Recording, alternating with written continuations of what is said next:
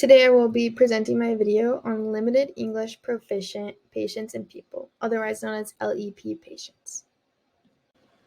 The reason why I chose to present my video on LEP patients would be because I served my mission for the Church of Jesus Christ of Latter-day Saints in South Carolina, and I, throughout the course of my mission, interacted with many people who only speak Spanish.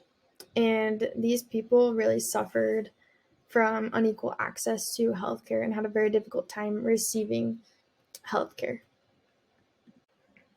Global migration is making countries around the world increasingly linguistically diverse, and language barriers between healthcare providers and patients more prevalent. Migration patterns have changed significantly in recent years, and the number of displaced people seeking refuge in foreign nations is at a record high. These changing demographics challenge health systems to provide care when a language barrier is present. Language barriers affect healthcare access, patient satisfaction, and safety, and require integrating interpreter services into both the process of care delivery and the therapeutic relationship in order to minimize disparities. So, approximately 1 in 5 people in the USA speak a language other than English at home.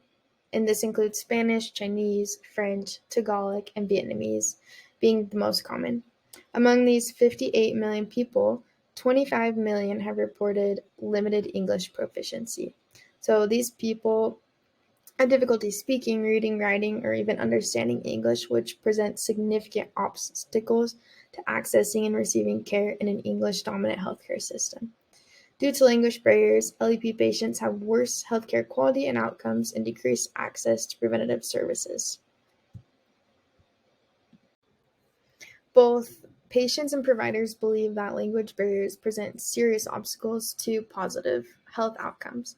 According to patients, communication difficulties make it much harder to fully explain their symptoms and to ask questions, to follow through with filling prescriptions, to believe that doctors really understand their medical needs.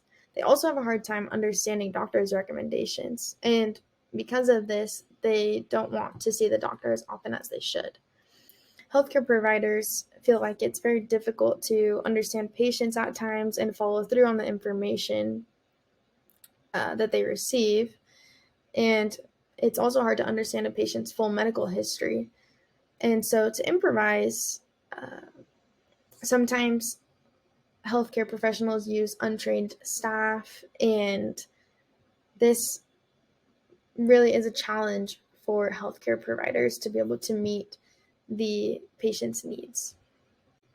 So how do hospitals address these root causes and the root problems behind unequal access to healthcare? So they need to engage in a systematic approach to better identify and prevent medical errors and adverse events that commonly occur among LEP patients. So the first recommendation would be to foster a supportive culture for safety of diverse patient populations. This culture would clearly articulate leadership, operate with strategic planning for the organization, and be supported by providing staff with key tools and resources to accomplish this successfully, portraying patient perspectives as well.